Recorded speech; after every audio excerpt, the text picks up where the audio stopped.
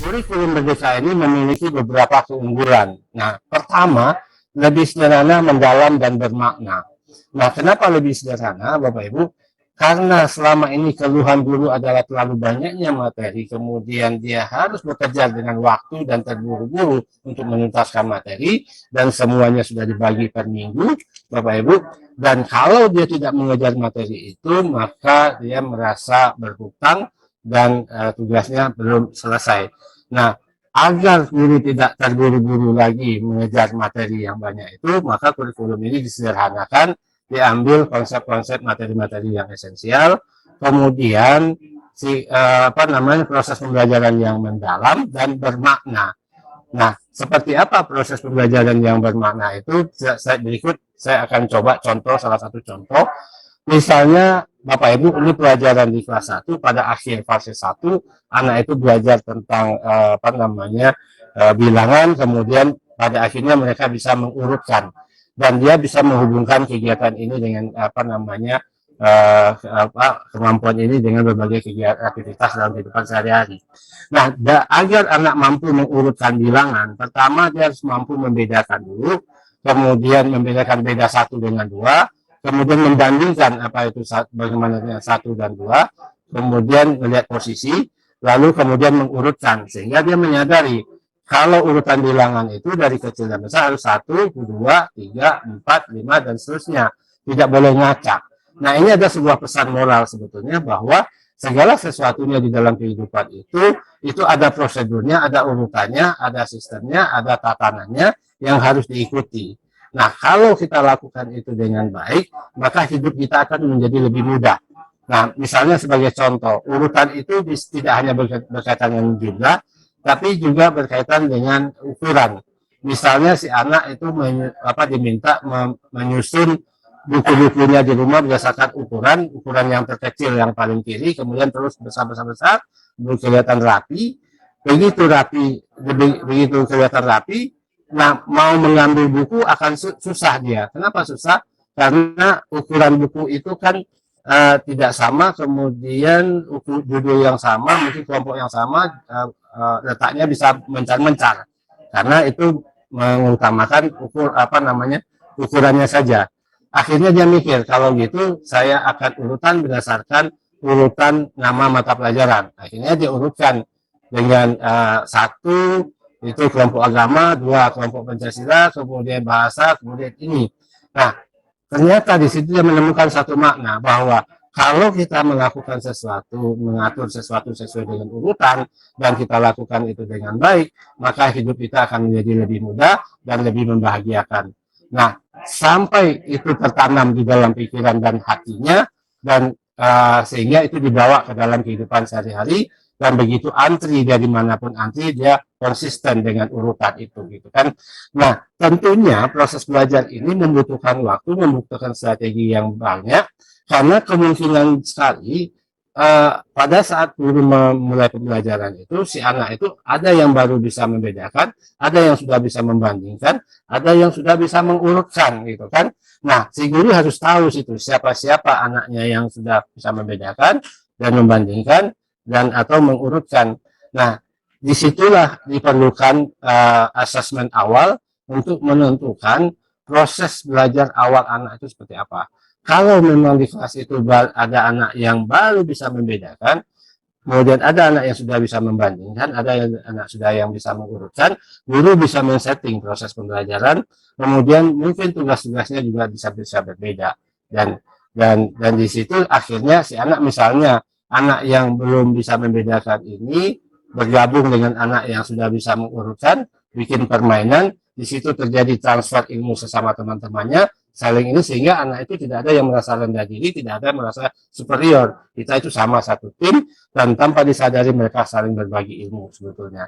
Nah, tentu proses seperti ini Bapak Ibu tidak akan bisa dilakukan kalau target kita itu hanya penyampaian materi kurikulum sampai selesai. Nah, disinilah utamanya pentingnya mengenali anak sepenuhnya sejak dini. Kemudian berikut keunggulan yang kedua, Nah, dari gambaran tadi, dari proses belajar tadi yang berdasarkan kemampuan awal anak itu terjadilah proses belajar berdiferensiasi sesuai dengan kemampuan awal anak itu. Lanjut. Nah, di sini Bapak Ibu, keunggulan yang kedua bahwa guru mengajar sesuai dengan capaian dan perkembangan peserta didik. Jadi guru tidak terburu-buru mengejar ketuntasan materi, tapi dia memberikan pelayanan sesuai capaian peserta didik saat itu. Jadi hari ini anak belum bisa mengurutkan bilangan, besok menjadi bisa.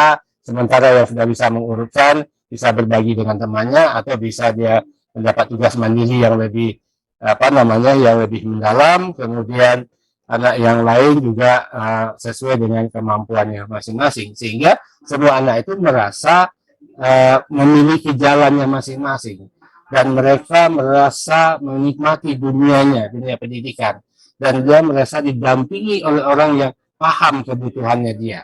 Nah, sehingga dengan demikian dia menikmati proses belajar itu. Dan kalau dia menikmati segala kesulitan-kesulitan yang ditemui, dia itu menjadi tantangan yang dia senangi sebetulnya. Karena anak-anak itu senang tantangan sebetulnya, Bapak Ibu. Dan kemudian lanjut, keunggulan yang ketiga adalah Bapak Ibu, tadi sudah disinggung sebetulnya. Lanjut, keunggulan yang ketiga adalah lebih relevan dan interaktif. Nah, dengan contoh-contoh tadi, dengan ilustrasi tadi, dan belajar bermakna, otomatis belajar itu menjadi relevan dengan kebutuhan anak, relevan dengan kondisi daerah masing-masing, relevan dengan keberagaman potensi anak, dan si anak punya kesempatan untuk mendalami dan mengeksplorasi isu-isu aktual, misalnya tentang lingkungan, tentang kesehatan, dan tentang berbagai hal gitu kan. Nah, ini menantang mereka untuk menggunakan daya nalarnya, olah hatinya, olah pikirnya, olah rasanya, olah kasarnya sejak awal proses pembelajaran itu, sehingga dia betul-betul menyadari bahwa sebagai seorang manusia dia hadir sebagai khalifah di muka bumi, sebagai penyelesai masalah, bukan pembuat masalah. Dan dengan demikian Bapak Ibu, pada saat mereka itu bersama-sama berkolaborasi, mereka menyadari bahwa perbedaan satu sama lain adalah kekuatan untuk saling berkolaborasi.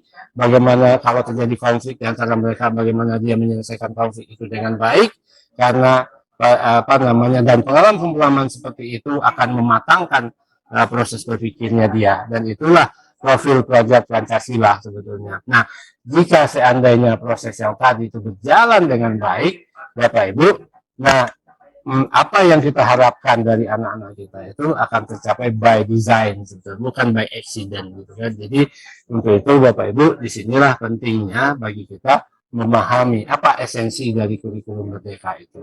Nah, antara lain tadi akan saya tekankan bahwa kurikulum Merdeka itu adalah memberikan ruang yang seluas-luasnya kepada anak untuk mengeksplor potensi unik mereka, dan kita hadir sebagai yang menemani mereka, memfasilitasi mereka, dan mendorong mereka, memotivasi mereka, sehingga setiap anak di kelas itu menjadi sang juara di bidangnya masing-masing. Dan muncullah ini.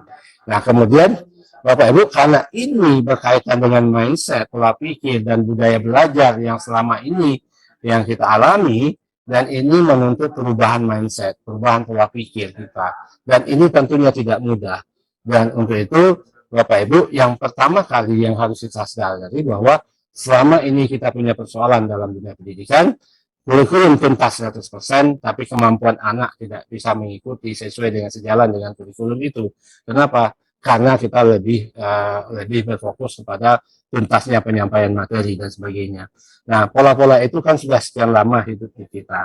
Nah, untuk itu, untuk melakukan perubahan ini, kita tidak mau mengulangi kesalahan yang lama, mewajibkan semua sekolah, paham tidak paham harus melaksanakan, mengerti tidak mengerti harus melaksanakan, dan sehingga muncul anggapan bahwa sekolah ini adalah pelaksana dari aturan pemerintah. Kita tidak ingin seperti itu. Kita ingin satuan pendidikan paham betul, semua warga di satuan pendidikan paham betul apa yang akan dilakukan. Untuk itu, ya di masa-masa 2 tahun ke depan ini adalah masa-masa untuk memahami dan untuk merefleksi Sehingga Bapak Ibu kita menghimbau masing-masing satuan pendidikan sebelum melaksanakan pahami dulu. Makanya tidak wajib, pahami dulu. Jadi artinya setelah Bapak Ibu merasa memahami baru memutuskan untuk menerapkannya, atau Bapak Ibu memutuskan sebelum melaksanakan nanti tolong dipahami dulu sesempurnanya seperti apa kurikulum merdeka itu. Nah, sejatinya kurikulum itu sebetulnya mempermudah guru dan mempermudah anak-anak untuk mencapai kemampuan mereka sesuai dengan kebutuhan mereka masing-masing. Itulah esensinya, itulah filosofinya sebetulnya.